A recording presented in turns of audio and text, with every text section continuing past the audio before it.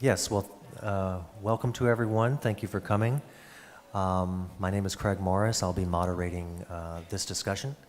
Community energy and community ownership is a crucial topic. What we've been hearing over the past 2 days is essentially that renewables, we're transitioning anyway. Markets are going there. We've heard renewables are winning. And what I always like to tell people, especially from countries that do not have as much community ownership as places like Germany and Denmark, is that this is a one-time opportunity to transition ownership as well. We can end up with a largely renewable energy supply in 2050 that is in the hands of the same people who are too big to fail today. And so this is a message that I think we need to get out. We're going to hear some case studies today from different parts of the world about what's being done and what challenges are faced. And we're also going to try to talk about why we should be doing this. And Zivard Zomer is going to start off with a presentation. He's from Rescoop, which is an EU-funded organization that brings together case studies, best practices from throughout the EU. Puig Joseph over to my right. Joseph Puig, I'm reading the thing backwards. Josep is from Barcelona, and he is also the head of Eurosolar Spain. And he is starting, if I understand correctly, but he'll tell us later, Spain's first wind cooperative, if that's correct, which is astonishing if you consider that Spain has the largest share of electricity in Spain last year was from wind. And they have done it all without community renewables.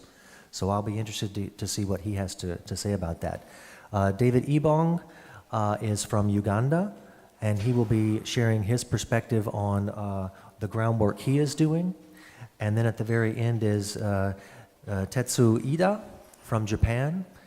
He began in 1998 by drafting the first feed-in tariffs for Japan, and feed-in tariffs are, of course, a policy that is very beneficial for community ownership of renewables. We do have one person who's missing. Unfortunately, Luisa Neumann-Kosel, who I hope is watching us on the live stream. Hello, Luisa. I'm very sorry you couldn't make it. I have written about you, and very positively. I don't write about everyone positively. We're very sad that you couldn't come. She runs Bürgerenergie Berlin, which is an organization that is trying to buy back the local power grid in Berlin. And they're facing some obstacles there as well. But it would have been interesting to have her insights just on why a big city like Berlin should even do that. But I'm sure that if you contact her, you can also look up what I've written on the situation as well for a little bit of an introduction on that. But I would like to hear what Zivard has to say, so we will go sit down, and I'll hand over to you now. Let's go ahead. Thank you very much. Is this one on? Yes, thank you.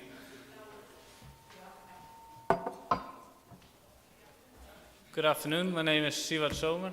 I'm a board member of the European Federation of Energy Cooperatives, and I work for the project Rescoop 2020. I'll tell a bit about myself very shortly, because I only have 15 minutes. Then I'll tell what's going on community power and co-ops, energy co-ops in Europe, and I'll conclude with a couple of case studies. First, I want to come back to the previous session. There was a good question. They said you need to have some documentaries.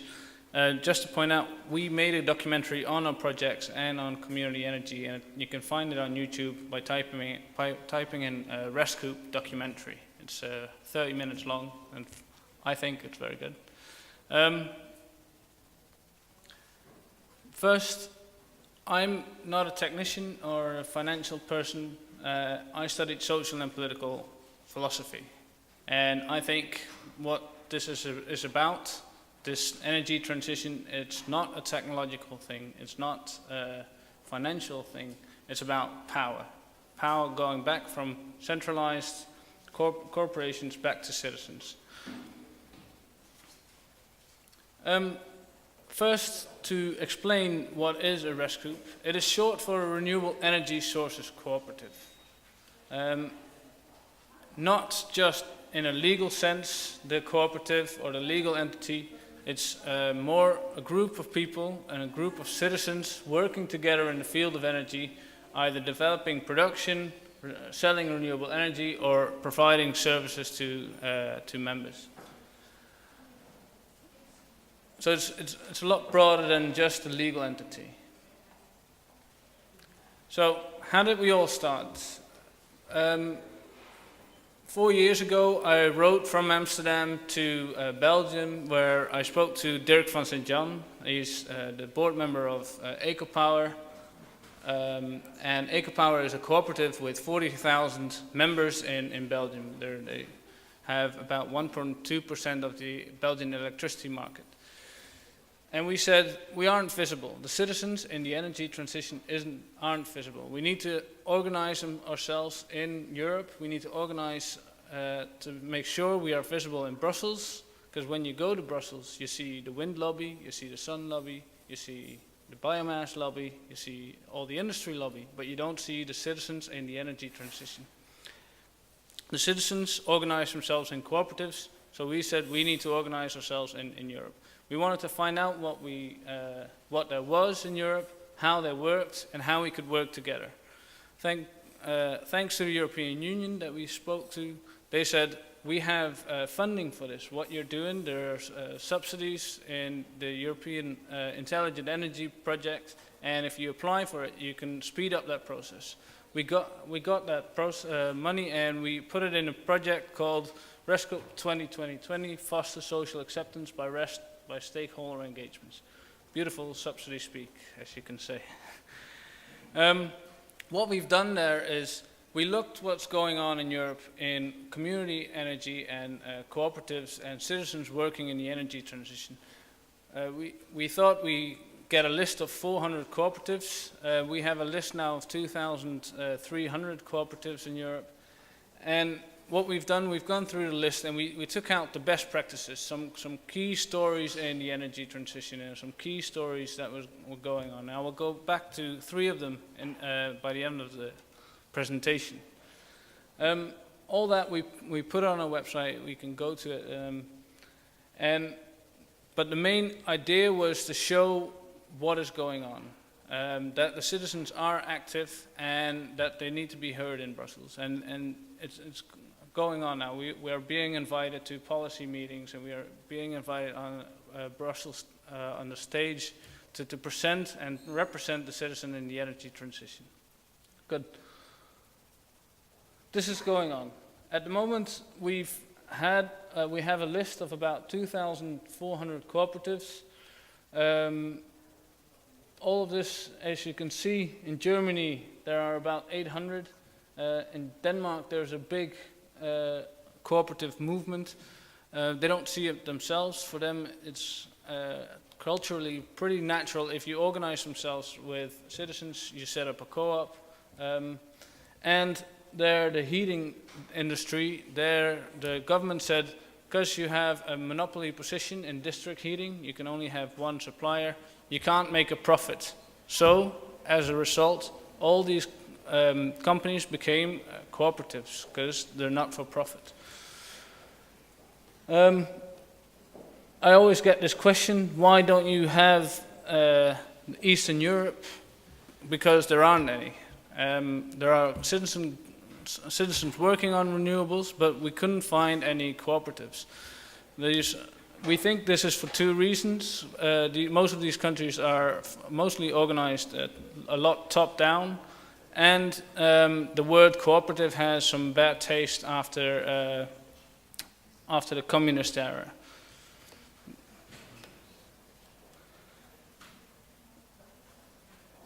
Oh, there we go. This is what the growth in the last couple of years. As you can see, the last ones are just the numbers of 2014, where there isn't any data of the growth. But on the left, you see Germany growing in the last 10 years exponentially. Denmark being stable, always being organized in a cooperative way. Netherlands is coming up, France is coming up, and I always put Portugal in there because it's a great story, but I don't have the time for it. But thanks to the project we're doing, we set up one new Portugal cooperative. So they had 5 historical cooperatives from the 1930s, and last year they got 1 extra.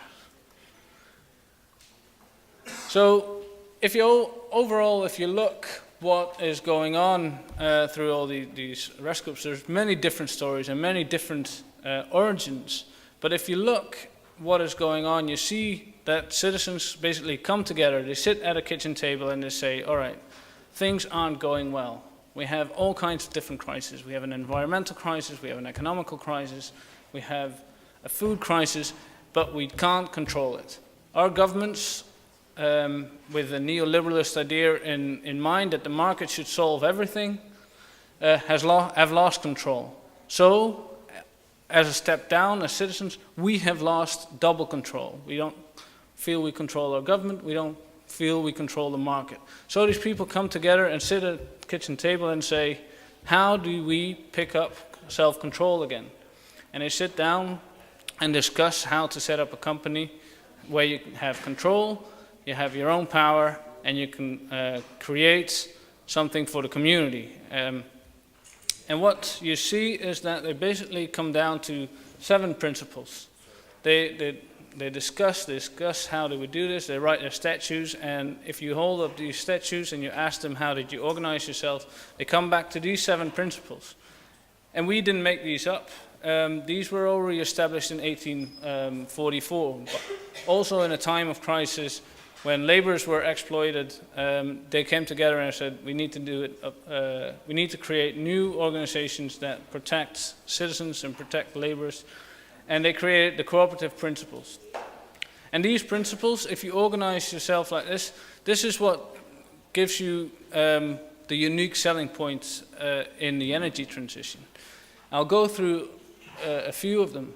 One is open and voluntary membership. Means everybody can participate. So if you build a wind turbine, yes, in my backyard, it is not for a small group of elite people who can afford that wind turbine. You have an open organization where everybody can participate. So your whole community can say, yes, this is my wind turbine. Yes, put it in my backyard. Another one is a very important one, is a democratic governance. It's a one man, one vote. So it's not depending on the amount of capital you put into your organization. It's depending on you being a part of the community. And being part of the community makes you part of the organization that builds the renewables. That creates an equitable organization where everybody can participate. And not, and so also the decisions in that organization are not being made on the basis of the amount of money you have in, but the basis of being a person and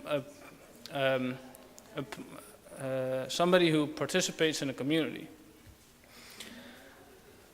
Then you have 3 and 4, means you pay for it yourself, which creates a sort of form of autonomy. If somebody else pays for your renewable energy and you have nothing, then you basically have nothing to say for it. And that creates that autonomous organization. One other important thing, and I think is the key success for the big rise of cooperatives, especially here, I see it here in Germany, but I also see it in the Netherlands, is Principle 6, cooperation between cooperatives. You exist for your members, for your community. So it's not in your interest to expand or expand or expand or to buy up other cooperatives. You want to help other citizens to create their own autonomous organization. So you get a bit of an open source internet organization in Europe, sharing knowledge, sharing ideas on how to set up cooperatives. And 7, which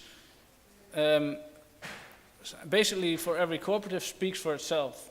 But today you have all kinds of regulations for sustainable entrepreneurship and all that stuff. You have to concern for your community. But if you ask a cooperative, they say, we are a part of the community. So it's clear that you work for the community and that you are concerned for the community. So that's an overall picture of how these cooperatives work.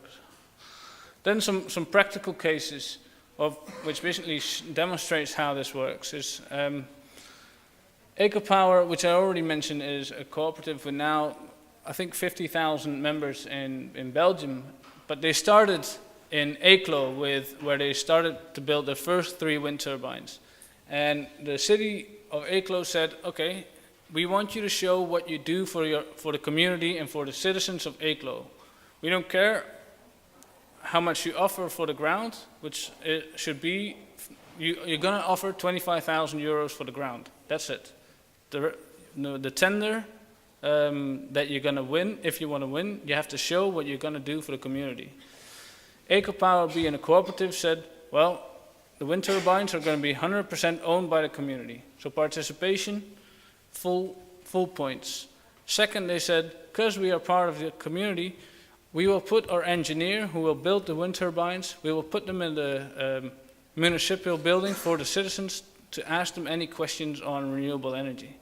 So with that, they won. They were able to build their wind turbines. And with that story, you saw that literally the members said, yes, in my backyard, because the most members came from the closest near the wind turbine. So they loved their new own wind turbine.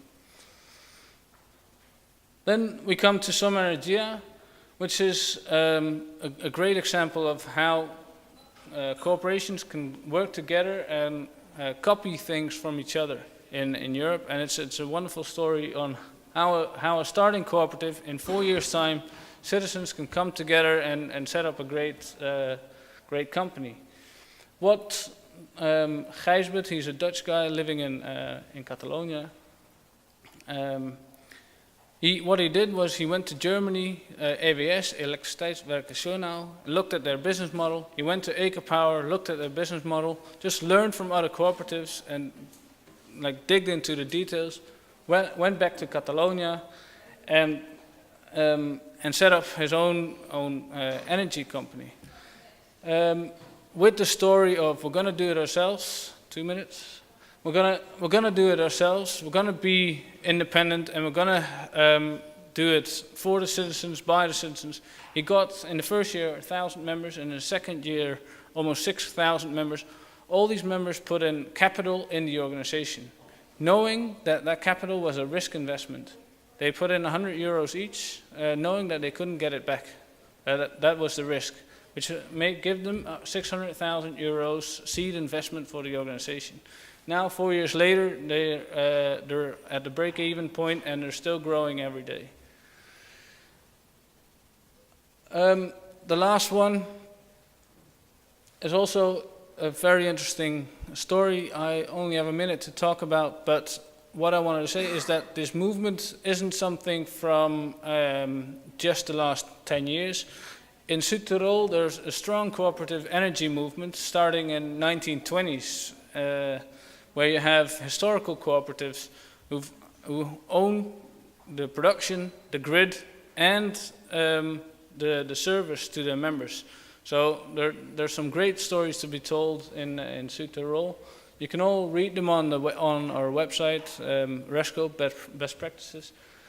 And yeah, what I want to give to you is that you can and you need to, if you want to speed up the energy transitions, work together with the citizens locally and on a European basis to create this new energy revolution. Thank you very much. Oh, one more. This is one important case. It's not all hallelujah. What we found very much is there are some very important barriers for local communities. If you have a big organization with a big legal department, it's easy when something changes in the regulations or in the bureaucracy. But all these, now the production is decentralized, so all these organizations only have 4 or 5 employees, no big legal department. So for these small companies, changing in regulations, the big bureaucracy, and changing in the support schemes weigh very heavily on these organizations. It's something we need to think about as policymakers to solve this and to make sure this isn't the biggest barrier for the energy transition. Okay. So I ask you to embrace the energy revolution. Thank you.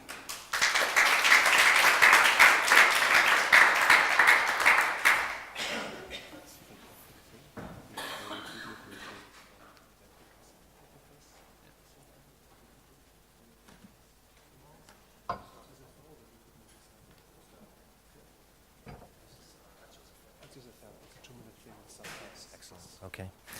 Well, first of all, thank you, Zivot. That was an excellent presentation. And it is my pleasure now, before we get to our esteemed panel, to also bring in someone who goes back a long way in the German renewables movement. My understanding is that we're now going to have a video connection with Kassel, which is a few hours east of here. Oh, it's a video message? Okay. Right. It's been pre-recorded just so we make sure that we don't have a technological problem. This is Hans-Josef Fell. For those who don't know, Hans-Josef Fell was not only the co-author of the 2000 Renewable Energy Act in Germany, but also before that a campaigner specifically in the village he represented in Bavaria of community renewables. So are we ready? Okay.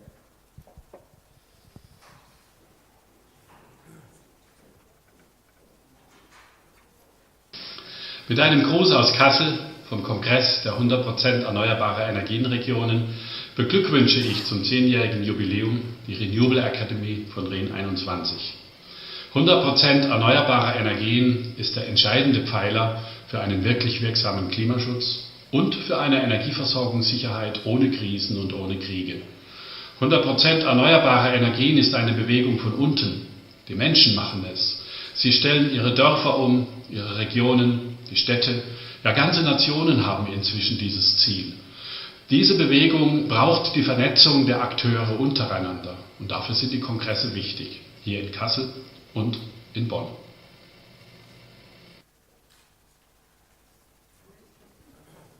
All right. Well, thank you to Mr. Fell. Before we move on, I'd just like to make one comment about Tyrol that is interesting. This is a German-speaking part of Italy, and the reason why they have historic co-ops from the 1920s is because they were given to Italy after World War I, and the Italian government did not support them enough. So they said, well, look, if you're not going to give us a power grid, we will just start building it ourselves. So that is why this happened back then. It gives you an idea. Oh, the laptop's gone. We had a laptop with Schönau on it, just to hold this up. That idea, can you hold that up and show them this? This is from, it happened again in the 90s in Germany, where a community in the Black Forest also said, you know what, to really make decisions, we have to own the grid. So it's not just about building wind turbines and solar. To get things done, you have to actually be the decision maker. I'm going to hand off now to Josep, and I'd like to hear more about not only how you're doing this, building the first community wind project, but maybe you have some thoughts about how Spain has managed to go so far with wind without more community involvement. Thank you, Greg. Well, in order to understand the Spanish situation on wind was stopped 3 years ago because of the government, the central government changed the policy, the feed-in tariff policy, to a new way that is a copy of the ancient way to promote renewables that has demonstrated it is inoperational. So the situation now is stopped at all, except a small project we are developing as a community-owned project.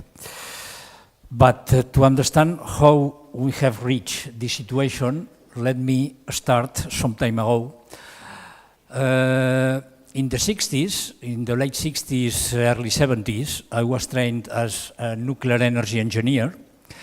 And at that time, some multinational companies came to Catalonia trying to find uranium. So Chevron company started looking for uranium, and the people resisting these projects, some of them are friends of mine at that time, and asked me, because I was trained as a nuclear energy engineer, to help them to fight against uranium mining. But I was trained as a technology on nuclear, but not as an engineer on uranium mining. So this forced me to look for information about what's happening in the world about uranium mining. And at that time, in this way, I was involved in this movement. And when we came to the small towns in Catalonia informing people what was happening on uranium, the people asked the question, if not nuclear, what to do? It was the question at that time, because it was when all the nuclear reactors started to be built. So this forced us to look for what was happening in the world. So we contacted the Danish people. They started at that time in the 70s the wind cooperatives. We traveled a lot at that time in Denmark. And we decided to start a co-op, a workers' co-op in Barcelona. It was in 1981. We started Ecotecnia, it was called at that time, and we started designing, building, and operating wind turbines. The first one was a small machine. It was 15 kilowatts power, 12 meters diameter. It was commissioned at 1983. So last March, we celebrate the 13th anniversary of this machine. But in 2009, when the founders of Ecotecnia meet to celebrate the 25th anniversary of this machine, we asked themselves what to do, because Spain was stopping all the development on renewables. And we decided to start the first project owned by people with a wind machine, because all the projects on wind in Spain are invested owned, but not by people, by companies, by big, medium and small companies, but not by people. So we decided to start looking for a place, to start looking for conditions and so on, in order to make feasible this project. In 2012, we started the authorization procedures in order to get the authorization to build the machine, and we are in the final stage of this process, so we hope in the less than 1 year this machine will be built. It will be the first without any subsidy, because will be financed, all the finance will come from people. We have established an agreement with Som Energia, with the co-op of users. So we plan to build this machine in a year or so on. In the middle, also I have been involved in politics, in local politics, because between 95 and 99, I was elected member of the council in Barcelona, and I had the opportunity to experience what to do in politics, in local politics.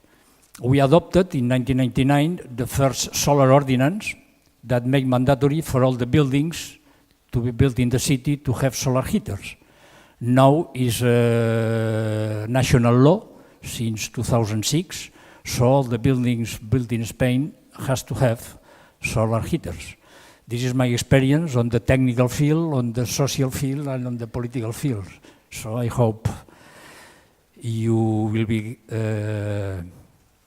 following these kind of experiences that a lot of people are living in this Europe, in trying to change the regime of oligopolies dominating the playing field of energy. Thank you.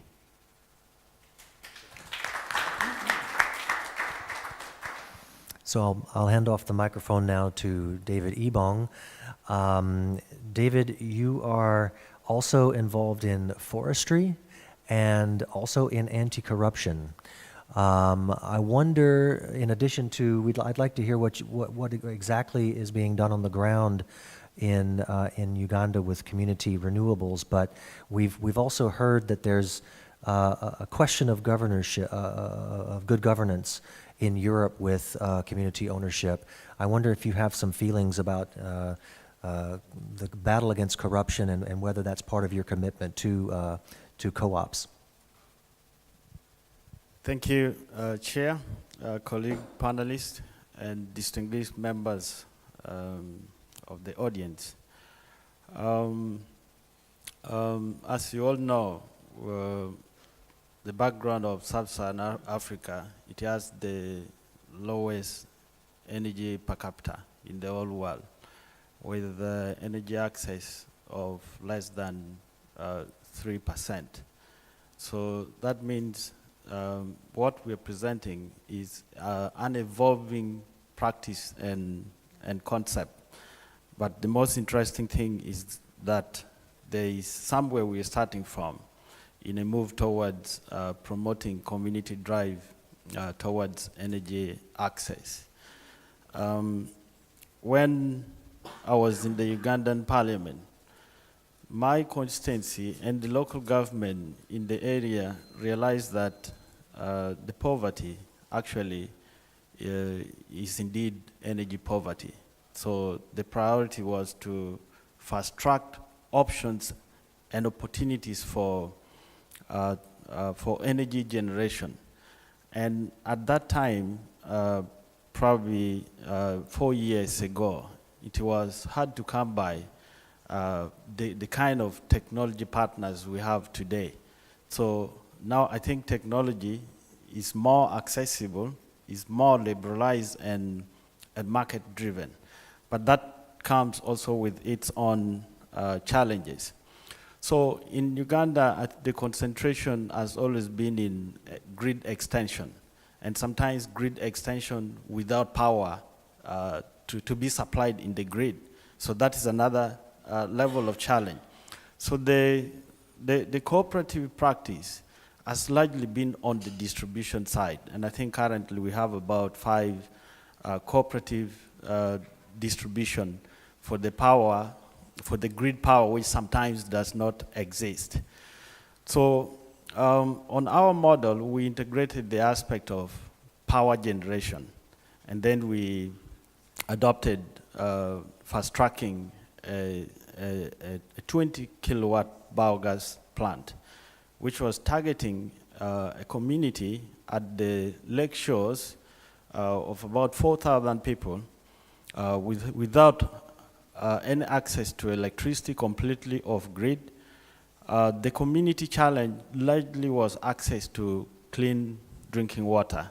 75% of the disease infection was predominantly waterborne related diseases. So the 20 kilowatt biogas plant was meant, in essence, to support water purification, but we integrated a revenue model which would look at ice cooling plant for preservation of fish and fish drying with heat from the biogas plant.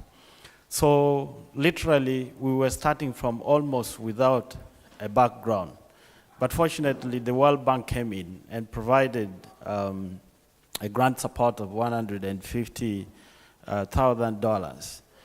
By then, the district local stakeholders, the district local government had already mobilized a framework for public-private partnership. And the framework for public-private partnership evolved as a result of the governance activities. The community in this area had always been involved in public resource monitoring, tracking utilization of public funds, be it in education, be it in the health sector, and I think is one of the best practices of public resource monitoring in sub-Saharan Africa under the initiative called the Apache Anti-Corruption Coalition. The local government is Apache District and local government. So we had to build this concept, and the issue of ownership was such a great issue. And at the time, we were emphasizing these activities have got to be private sector led. And the private sector on the energy side did not equally exist. So that posed another challenge, and that was how we formed the energy company, to be anchored in within the public-private partnership.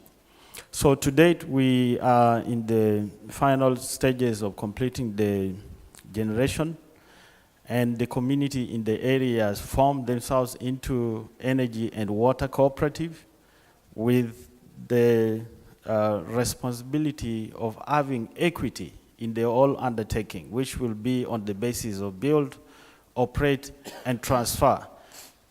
A drive towards building community capacity, and as and when they're able to manage the enterprise by themselves, we transfer the utility to full ownership of the community. So the agreement which has been signed gives it a transitional period of between 5 to 7 years. So literally, the community cooperative buys back the equity in the project, and we intend to upscale this with a view of focusing on productivity. In this area, the post-service losses in agriculture is at 42%, according to UN World Food Program. So that means there is much needed energy. So upscaling it now, we're focusing on 1 megawatt, which would be targeting post-service value addition in agriculture, looking at crop drying, cleaning, bagging, and supplying to the market. But the other component of the 1 megawatt will support value addition in ethanol production from cassava. This is an area which is leading in the production of cassava in the entire East Africa, but without hardly the market to sell. But to the contrast, Uganda as a country imports 7,000 containers of ethanol annually. And the tax on a container of ethanol, which is 19,000 liters, is about $45,000. So that indicates very huge opportunity, especially in terms of investment. The big challenge largely remains financing. The other challenge would be more political, but I think when an issue is owned by the community, the politicians would likely tend to move in the positive direction. And this is how this community is socially set up in a way that they determine what they want, because the governance practices over the years has really empowered them, and there's a very high level of civic activism in this area. So yes, there's a strong drive for ensuring upscaling, and currently now, with access to various technologies, especially under Africa-EU Energy Partnership, I think we see a very positive trend. And the success, I think, is more based on strong policy engagement, and currently there is discussion on the weak policy implementation, which is entirely a regional problem in sub-Saharan Africa. And we envisage that with stronger engagement, there would be more stronger policy implementation, which the drive should be anchored on policy audits. There is financial audits largely in the region, but limited practices of policy audit. But we think that with policy audit, it will inform its implementation. So thank you for the opportunity to share this.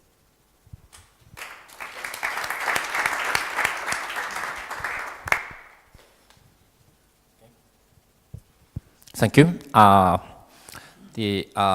Actually, I myself was starting my career as a nuclear engineer and scientist, but I escaped those very much undemocratic and sustainable energy society, and more than 20 years before.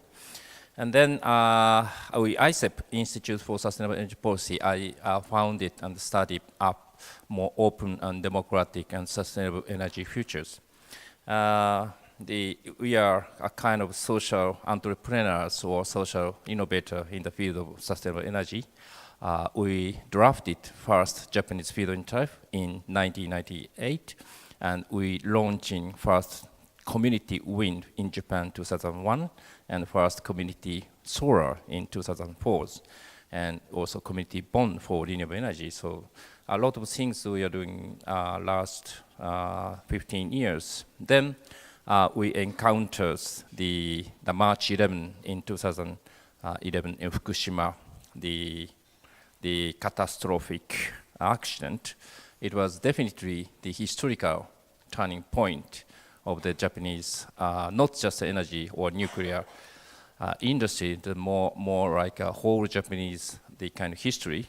It was too catastrophic and very much unfortunate event. But at least three good things out of such big unfortunate. The first is the success of a kind of large scale of the electricity saving. We succeed more than 20% of electricity saving compared to 2010, last 4 years. And the second is the introducing feed-in tariff for more than 10 years, the kind of battling with the industry or the bureaucrat. And now our Japanese renewable, especially solar, is now taking off.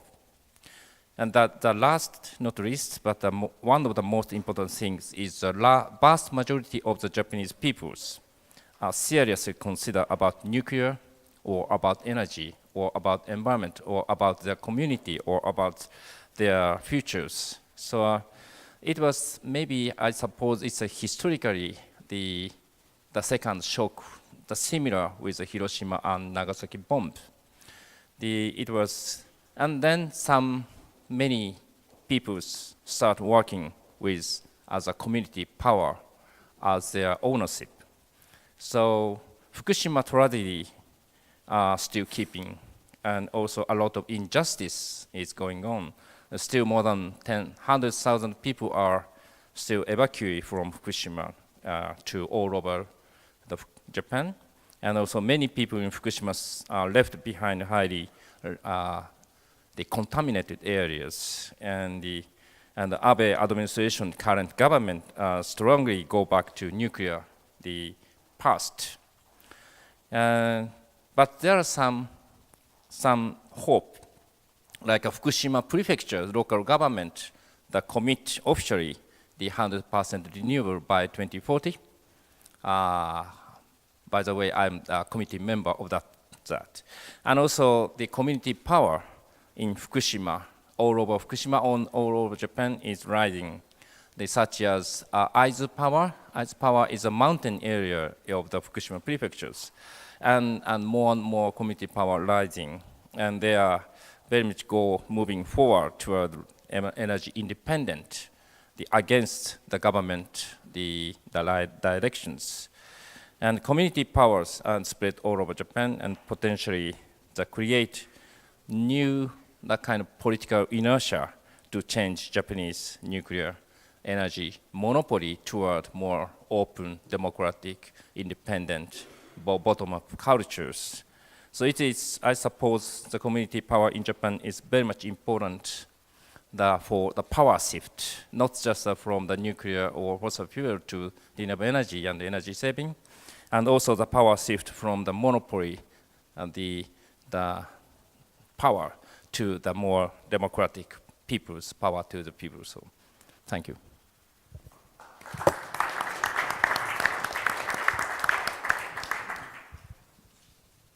So thank you, everyone. I'd like to now give the panelists a chance to respond to each other and what we've all been hearing. Sivald, if I start off with you, a lot of the work you do is in Brussels or related to Brussels, and we just heard Tetsu say that he was inspired by feed-in tariffs, and yet Brussels seems to now think that we need to move away from that. You said that in your presentation that the PV sector is represented, the wind sector is represented, that communities are underrepresented maybe in Brussels. I wonder what your thoughts are about how that focus can be changed.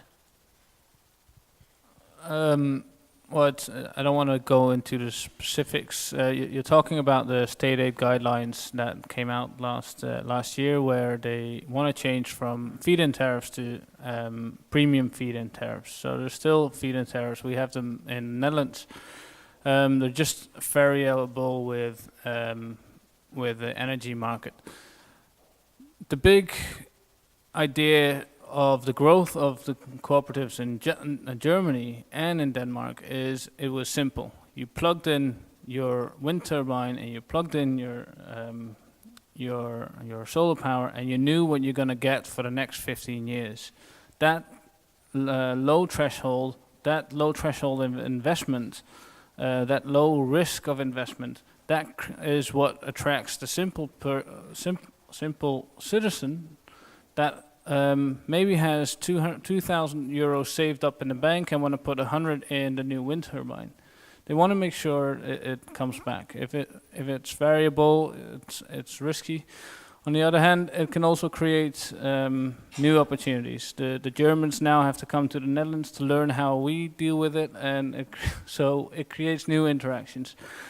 We'll see how it works, but simplicity of feed-in tariffs, simplicity of support systems is key to supporting renewable energy. So if you make a feed-in premium very difficult and very bureaucratic, the co-ops are going to lose.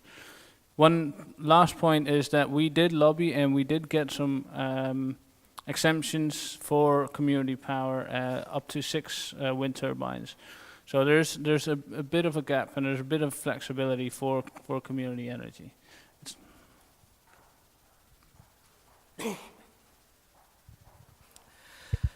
I think it is important to create frameworks, political frameworks, to facilitate the participation of people. The most important is to push politicians to create clear frameworks in order to make possible co-ops and community power could grow in a fast way.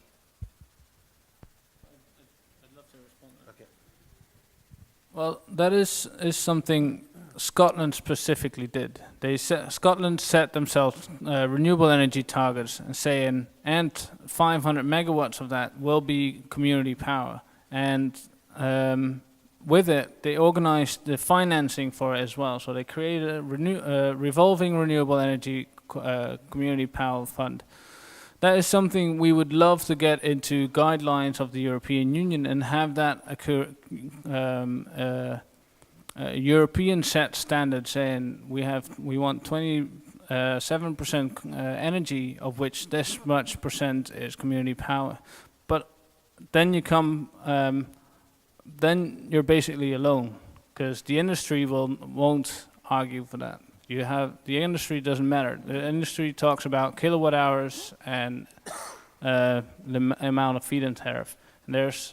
So we need to create a different force of power with NGOs, with other organizations that say, all right, we also want to have the citizens represented in the energy transition, and you need to start lobbying for that community power target. Maybe I could also tell you what Hans-Josef Fell, who joined us by video, had to say about Scotland. And it kind of shows you where the Germans are in the debate. They're kind of alone in a way. Because I think most European countries would look at this and say Scotland's an interesting idea. I asked Hans-Josef Fell, what should we not do this? And he said, well, you have a problem. First of all, we don't have a definition of what community power is in Germany. So how do you say we want 500 of it? Second, if you say it should be 40% or 20%, then you're setting a limit. And if you don't set a limit, then it's 100%, essentially, and then you get resistance from the utilities. So Germany's apparently not moving in this direction. I'd like to bring David in again. David, we had a discussion about co-ops not wanting to grow and grow and grow, and they don't see other communities as competitors, but they want to assist. And if I understand you correctly, you're talking about also building up equity at the base. Could you, is it a different kind of strategy? I think in our scenario, we are riding on a background of a practice that had not existed in our communities, and the huge debate has been about what kind of business model should be adopted to guarantee sustainability, but without undermining the basis for remote area electrification. And usually the focus has been towards strengthening productivity through ensuring that there is value addition on electricity. And the value addition on electricity from a business point of view, when we analyze it, makes a lot of sense. And you literally see that with the successful model of upscale capacity, like to 1 megawatt. Actually, we would not prefer 1 megawatt. We would prefer maybe 5 or 10 megawatts based on a feed-in tariff which government has already put in place, so that the huge investment resources would also be channeled in favor of underdeveloped rural communities. But also, the most important is that electricity becomes an export product of rural areas, and therefore attracting a lot of income. And this income, now on the basis of shareholding basis, where the community have got a stake in it, then would be spread to communities. So, but you would see that there is already direct impact in terms of access to electricity. With electricity access, there are many possibilities. It can stimulate economic growth in all dimensions. But other than stimulating economic growth, when you create market for the farmers, and you know, I told you this community, the post-service losses in agriculture is at 42%. So literally meaning almost a half of what is produced is lost. So that will all be made history. So there is a closed loop system where you would see that there is a basis for wealth creation. Exactly how it will unfold into the future, I think it would be on the ability of the community through their energy cooperatives to own and run it sustainably. But we are thinking also, how do we bring in private investments? How do we attract private investments so that, you know, we make it possible to generate the much required electricity, be it solar, be it agricultural waste to energy, biomass, and all these models does not yet exist in the region. So we're thinking aloud, but there's a lot of hope because we have already traveled like to Germany, to Italy. We have seen technologies which are functional.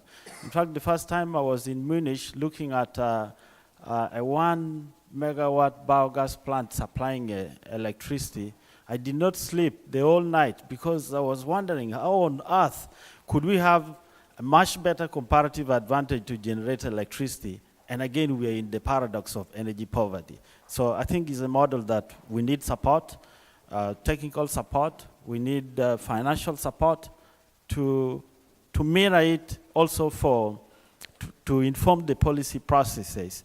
Because you see, when you provide a demonstration of what works, I think that is what sends a loud message to inform the policy processes. And we think we're right on our way to make that a reality.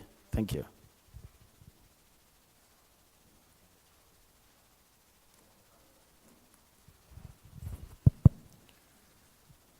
Yes, there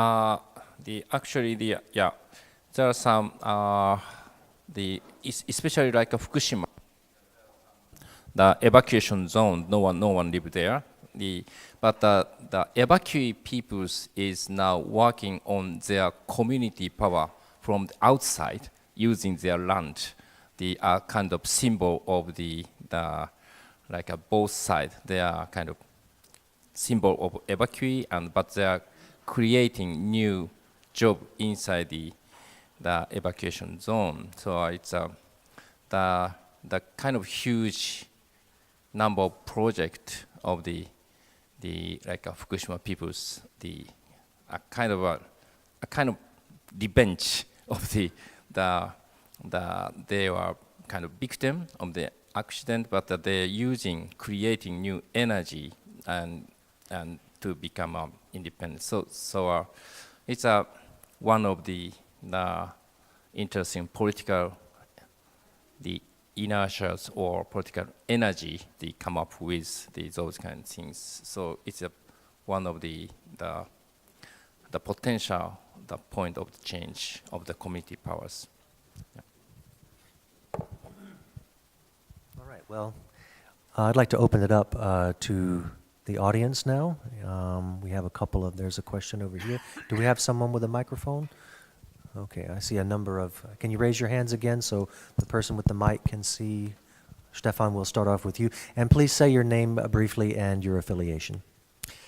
Yeah, Stefan Xenger from the World Wind Energy Association. And we have always found this topic of community power very important, especially in the case of wind energy, because it's been really the driver. And when we look in the long term, the prospects of wind energy without the very broad support from local communities, not only, just it will be very difficult, maybe even impossible, to install the number of turbines that we need for the energy supply. I would like to make two remarks and also, of course, get maybe some feedback from the two speakers. First, Sivart, you mentioned the kind of talking about this industry and there we as a community power sector. So as I just mentioned, we as World Wind Energy Association, we understand ourselves as representing both. So I would I prefer not to make such a difference. I mean, in the English language, at least, I think we can say the community sector is an essential part of the industry, and we should be kind of self-confident enough to say that this is without community, there is not a strong, for example, wind industry. Of course, the associations in Brussels, many of them are dominated by a few big companies, but that is something that we should think about, how we can represent indeed the community sector in a way, and that's something maybe we should discuss a bit beyond this session here, how the representation of the community sector politically can take place beyond now you're getting funding from the EU Commission. I know that you presented that, but how to organize such a representation on the European level, on the national level, also on the global level, because if we don't do it, then this is not on the agenda. No? Secondly, regarding the policy frameworks and referring also to maybe the situation in Africa, it's very interesting what you're saying.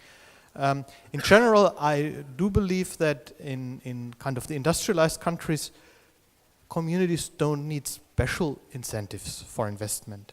We need an open market. If a market is really open, communities can invest. Wherever you look where communities cannot invest, it's artificial barriers, like you look at the United States, a production tax credit that can only benefit the big corporations is automatically excluding every new investor. So this is a barrier. If we had a support scheme in the United States that allows every investor to benefit from that kind of support, so instead of giving a 2-cent tax credit, giving a 2-cent grant, the community sector, I would predict, would explode in the United States because there's a lot of money available, people want to invest. And that's what they want to do. I think the situation in Japan would be quite similar, but that's like also in this sense a question. I know the challenge in the countries where you cannot capitalize what you maybe even own, so like people who have houses, they may not be able to get a loan for this for some reasons, is how can we get the equity for that? And for that, I think we should look also how we can have international support schemes. So we are working on Green Climate Fund, giving like guarantees for such, but that is also a discussion I would like to see more, because whenever I look at Brazil or I look at South Africa, those emerging countries where actually enabling people to invest, improve, not only they have electricity, but that they can really be part of the economy, that would automatically mean make them shareholders, not only stakeholders. Such beautiful word, stakeholders. No, they must be shareholders. How can we overcome such a barrier? I think this discussion is key for the so-called developing countries. Thank you. Okay, there were a number of statements there. I would like to get some, what I would like to do is have a question and then a response from the panel. So maybe you can pick someone from the audience for the next question and we'll hear some of the answers. Sivad, my question, partly, not my question, but if I can sum up one question from Stefan, I mean, what can we do? Rescoop's going to be around till 2015, the end of 2015. What can we do to set up, I'm sorry, is that not correct? Oh, okay. Well, that's what I saw on the thing, and it makes me worried about, are we going to have representation in Brussels after that? And Yes, just to be clear, we got funding not for the lobby or anything. We got funding for the project to see what's going on. Next to that, in our free time, we set up the Federation of Energy Cooperatives. That is Rescope EU. We now have members in the UK, and these members are either individual cooperatives when there isn't a national federation, or there is the national federations represent all their cooperatives. So that's something that was established last December and will last for the next 100 years until we are big monopolies and our kids will fight us. I'm sorry. So that representation will continue. Then the second point. You misunderstood if I presented it as an opposition of citizens against the industry. We certainly have the same interest at a certain point, which is renewable energies and the production of renewable energies and the energy transition. What I see is, just taking the case of the Netherlands, you don't see a president of, for example, NVA saying, I see the energy transition as a social and political transition where the citizens should be in power. They will not present that, and they will not tell that to their politicians, because I don't know how it's organized in Germany, but RWE is in the board of NVA. All the big companies who also have wind turbines are in there. So there's a clear difference in at certain aspects of interest. Doesn't mean we can work together on very different fields, because they're in Brussels you have these organizations. I see Reiner, and these are the specific renewable energy targets, all these things where we are the same, but the citizens need their own voice in the energy transition. But it's certainly not an opposition. We should work together where we can. Those were the two points he pointed out. Yeah, Stefan has made very pertinent comments, especially in terms of the international financing instruments through guarantees, which at the moment, yes, we yearn for, but we don't see it yet forthcoming. And if there is such opportunity, I think this will really ensure a faster drive towards delivery, not only on energy, but on key issues of poverty eradication in the region. Yes, we are already in discussions with the government based on a PPA undertaking for if we have the capacity to attract investments in this area. And I see the possibility that, yes, we had been in discussions with one or two investors, but they say, yes, we understand the electricity side of it, but we don't understand the agricultural side of your undertaking. But yet for us, the main where there is the value addition on electricity is in agriculture, where there is an open market and you see the returns, you really can see the money coming once the project is completely financed. So the undertaking is also very open to private investment, and an opportunity like that is highly welcome. Next question then? Yeah, there's a question here and then okay. Yes, hello, good afternoon. Thank you very much for the interesting presentations. My name is Annette Jahn. I'm working for the European Commission for the Energy Unit, which is managing the energy transformation and market program of where we have about 200 projects ongoing, of which ResCube is one of them actually. So we're delighted to see the project presented here. I think we were very delighted as well at the time when it was selected. I think we're so far down the road with that project that I'm allowed to say so. That really brought, as the very first consumer-driven project, it brought a whole new landscape into the energy program. So I think in this sense, not only you would be certainly very proud of what you've achieved in this time, but we also allow ourselves to also be proud of that. There are also a few successors who are now running in the meantime, and I think something that I'd like to comment on is, or there are two things I'd like to comment on. One is your comment, and I'm sorry if I'm bringing this to the European landscape, apart from the global agenda, is the copying that you mentioned, Sievert, because that's basically the very aim of market transformation is the copying. Our whole program is about that, because we can, for example, only fund about 50 projects a year across the whole of the EU. So we need you to copy, and we are very happy for you to do that. You would even get funding to do that, and I think that's what you've shown in your project in an exemplary way with your communication mechanics, which were extremely impressive. That the copying actually works, and that you get out the business models to other places by being very open, by being sharing, by looking at simple solutions which can be picked up. I think was really certainly a model, or is a model example of what we are trying to do. Now, a second observation, what we've always also observed recently are kind of project development assistance projects that we're also funding to get kind of from plans of cities into real investment, getting real bankers, getting real technicians to actually just do the investment without speaking too much about it, but just doing.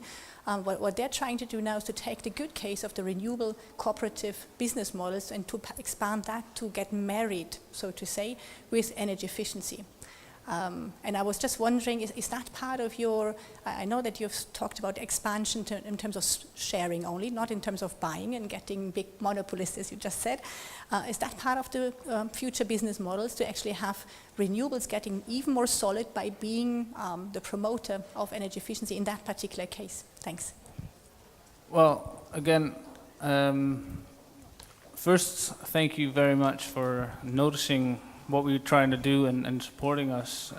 It's certainly, because we were doing what you support in our free time in the middle of the night, because we already run our cooperatives and we try to get what we're doing, and now we finally got funding. So it definitely speed up the whole process, and as a result, indeed, what you are talking about is, what we found is that, how do I say this nicely?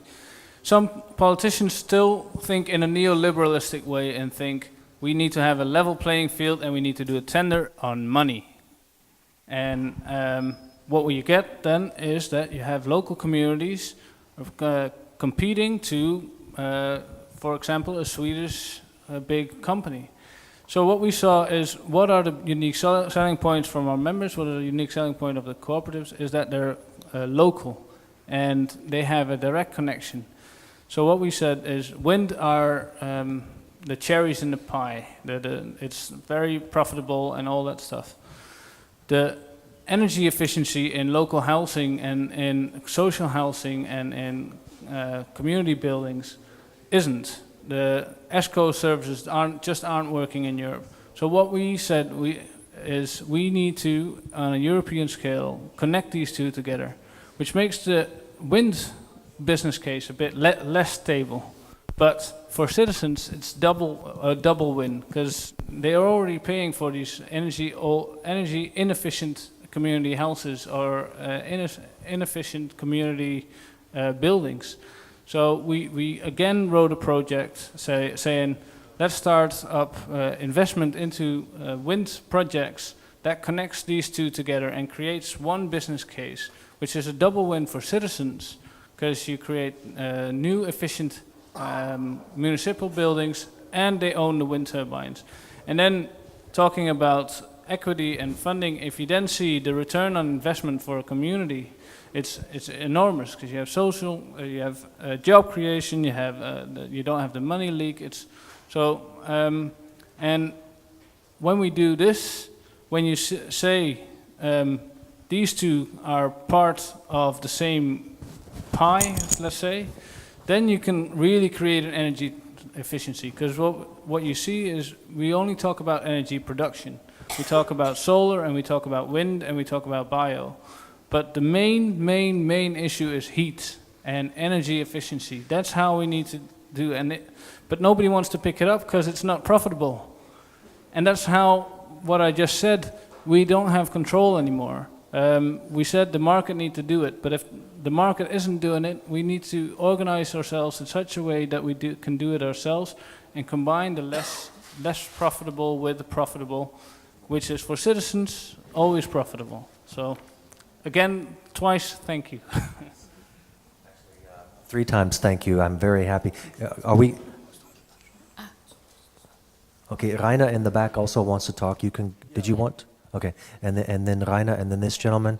But if I may also say thank you so much for bringing up efficiency, because it really shows how communities can go forwards without any kind of conflict with other assets.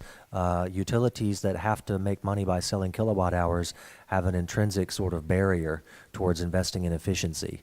And we don't have that with co-ops, because we're mainly concerned about creating value in the community. So. Yeah. Hello.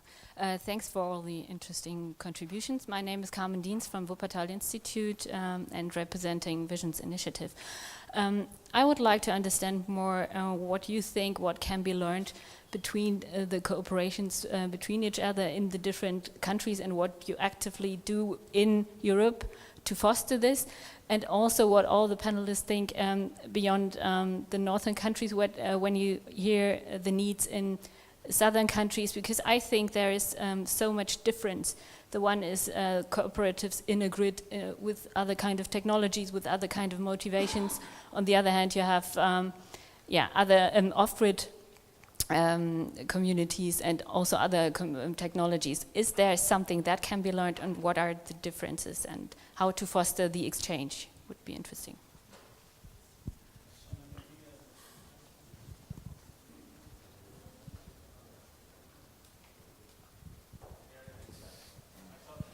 I think that's a very important. I was already meditating over this, because you could vividly see best practices, and we don't have to reinvent the wheel. And if there is a model for technical exchange, cooperation in upscaling the model of best practices, I think our society would be so much willing to cooperate and make this happen.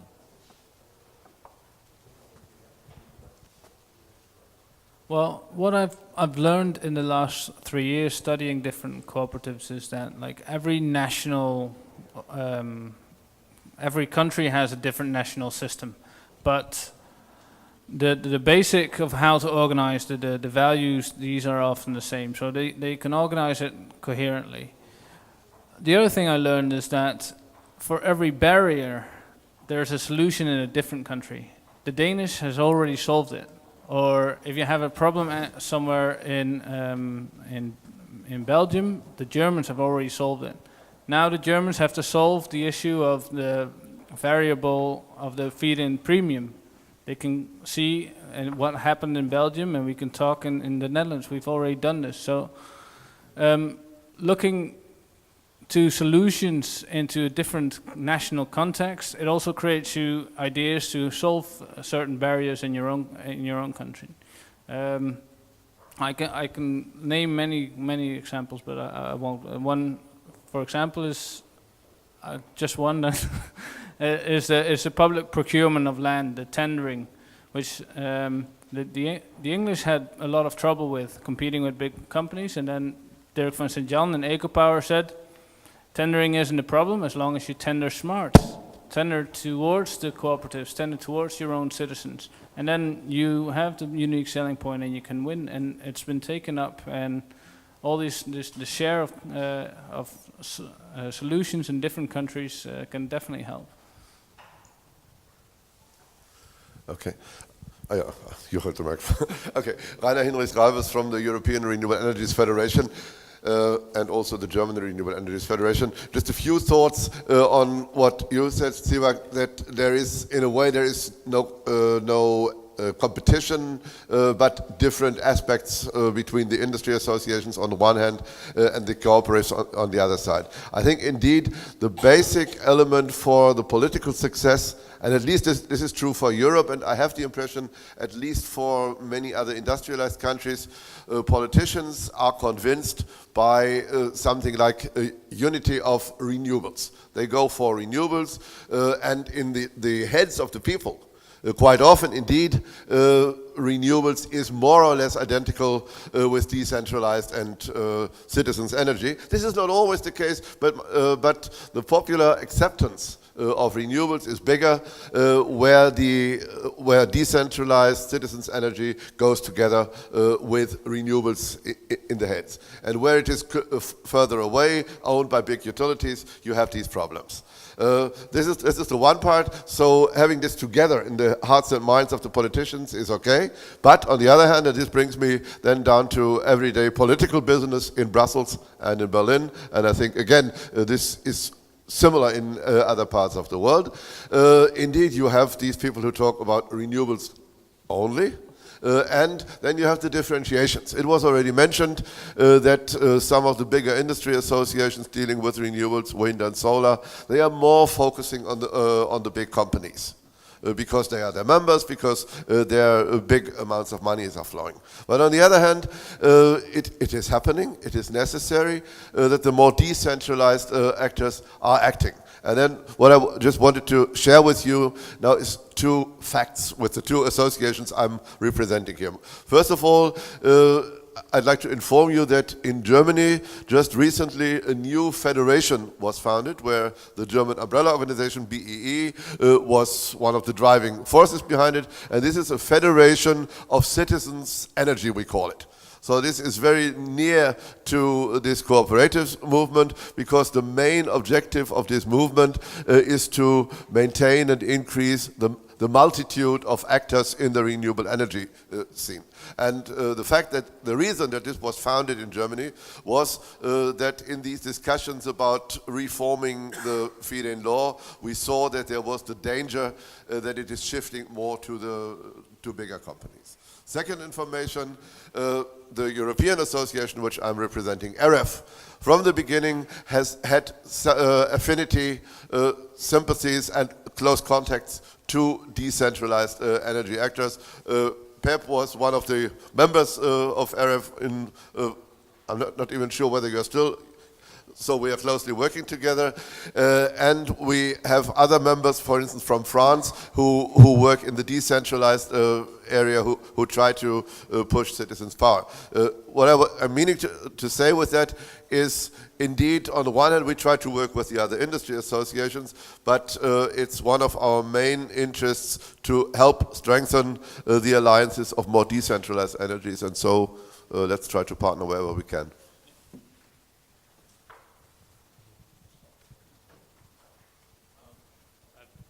Well, that's exactly what I said. We partnered on our letter to the European Union with the whole renewable energy industry and the citizens for stronger targets, and unfortunately they didn't take the 40% as we expected. But yeah, exactly. There's a lot of overlap. but the political argument and the social argument that all members are really fighting for, and why they are in the energy transition, we would like to keep that distinctive. And it's great to have people who track on and say we support you in that, and that's wonderful. So, but we want to have that autonomous and sound through that. But we also strengthen, because we strengthen our arguments in the renewable energy sector with ARF, but our political argument we do through Cooperatives Europe, because there we have the same arguments all across the field.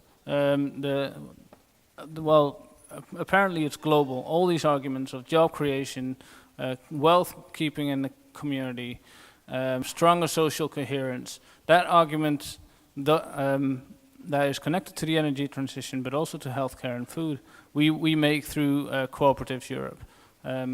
So we have two strong bodies to rely on and to work together with. So, Can I have one quick show of, I know we have one more question, any other questions? Because we have about 8 minutes left. Okay, can we have this gentleman, I believe he was next, and then you. Okay, fine. No, I don't hold the mic. Thank you. Alexandra Somse, European Commission. I have 2 points I would like to raise. First, the definition of energy community and cooperative. I would strongly encourage you, either through RESCOP or through any other movement at international level, to come up the first one with a suggested definition. Because at some point, as your movement is growing, it will have to be defined, and if you don't shoot first, I mean, big ones and big utilities will come up with a definition instead of you. So I would encourage you to go for it as a first lobbying step, and I hope you could do that at international level also. Second, as regard the interaction between the cooperative and the city, I've heard that it is sometimes difficult to work with mayors or the administration in the city because they don't know how to go for tenders, they don't know how to draft this. But maybe a follow-up of your project is actually to build up some training capacities. This could be done maybe at the EU level with the agency, I don't know, but this is something that could be think up further. And also with the consumer association. Because these 3 levels absolutely need to go together if you want to be successful in front of the big ones. So, I mean, this is also a suggestion.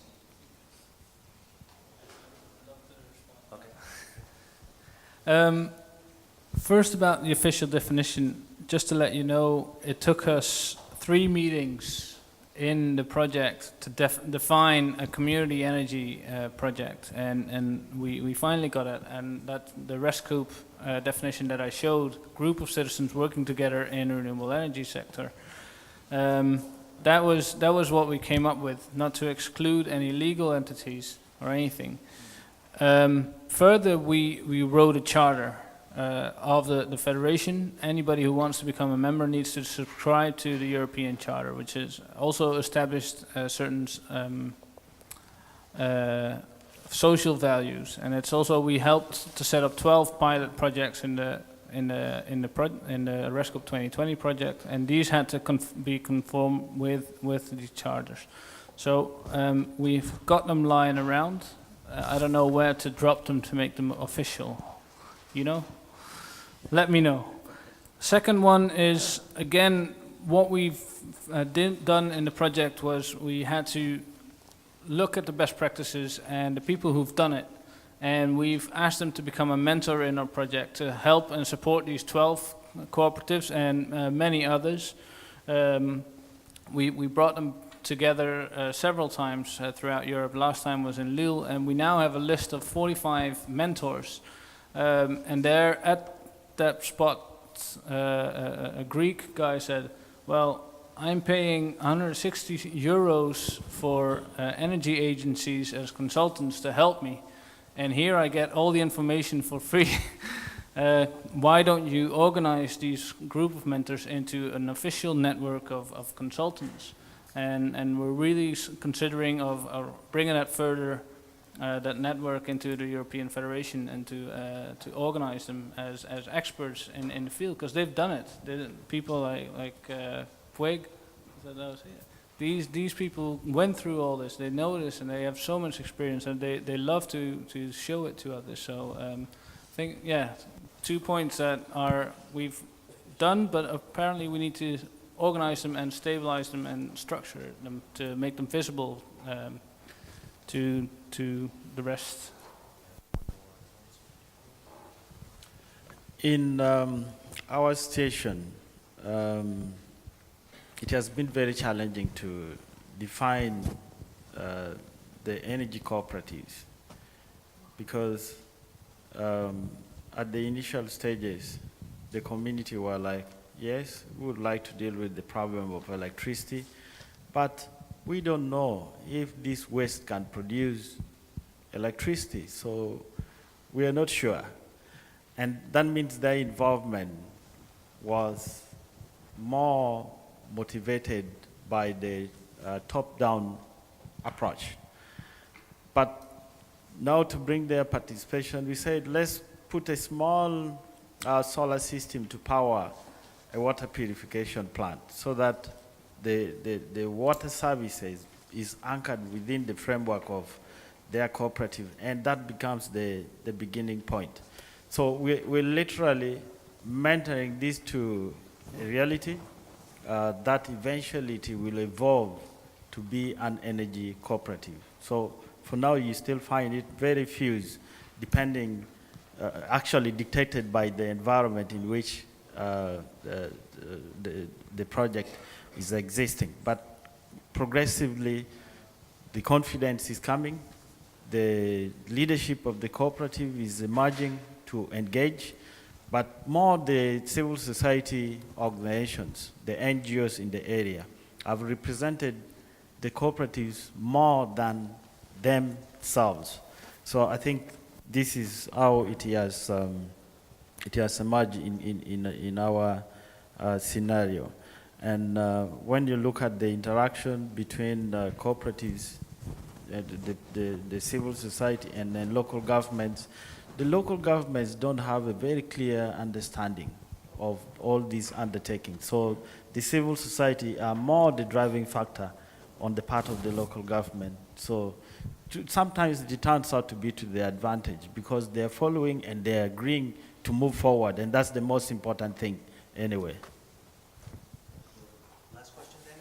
We're out of time. I'd have to try to keep it short. Thank you very much. But thank you for giving me the chance to say something.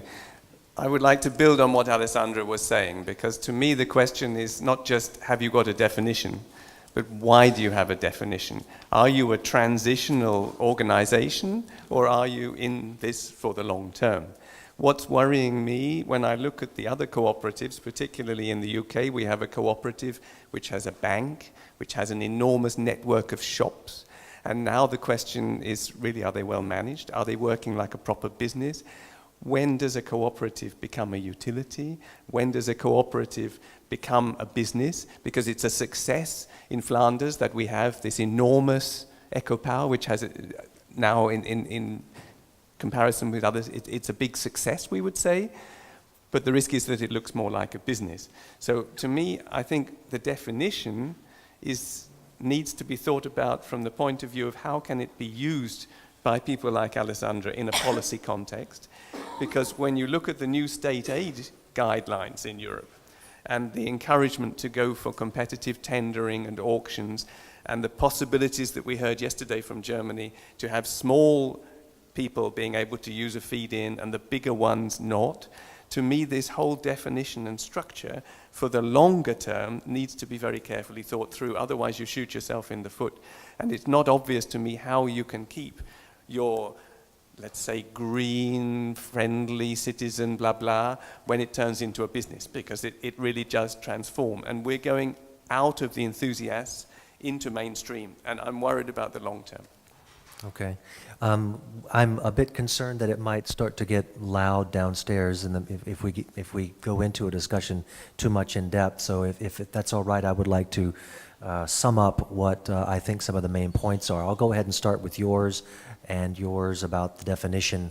and just come back to your original chart, which showed a progression in Germany, a very rapid progression over the last 8 years. I use this chart as well, so this is not a criticism, but actually that data is a bit misleading, and it's because of the way we define co-ops.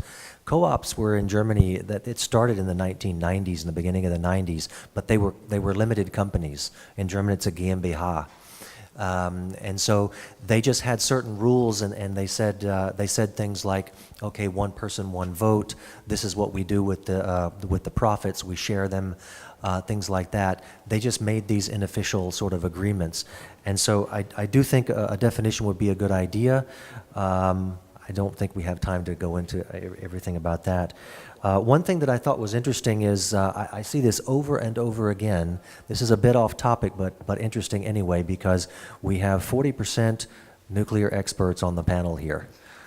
So many of the people who came out, especially going back to the 70s and 80s, so many of the people who were in the renewables movement actually come from nuclear, and they were trying to find an answer to that question of, well, if we don't want nuclear, what do we want? It's all about, when we talk about co-ops, it's about finding a business model. It's a much different business model from what utilities are doing, what the corporate world is doing, and we need to really focus on benefits for society. This is about strengthening rural communities. It's actually, we hear about the cost of renewables. We're actually empowering the people who have the least money. We're giving revenue back to the people who are struggling the most when we do these things, when we strengthen rural communities and farming communities. We talked about tapping unused resources, not only financial, but also resources that are just lying there, and the big companies haven't yet noticed it and picked them up. And finally, I'd like to just mention, since I'm an American and we don't have anyone really representing the United States here, yes, the United States has focused in all of its policies on encouraging the utilities to go renewable for us. So we have RPSs, where we say, utilities, please give us a certain amount of renewable electricity by whenever. And the success in other countries has been to say, just let the communities do it, and they will blow past the targets even without the utilities. So we can go a long, long way with community power and community energy and efficiency. So it's already getting a bit noisy downstairs. I'd like to thank everyone for coming. Thank you for the excellent questions from the audience, and let's continue the discussion over coffee. Thank you.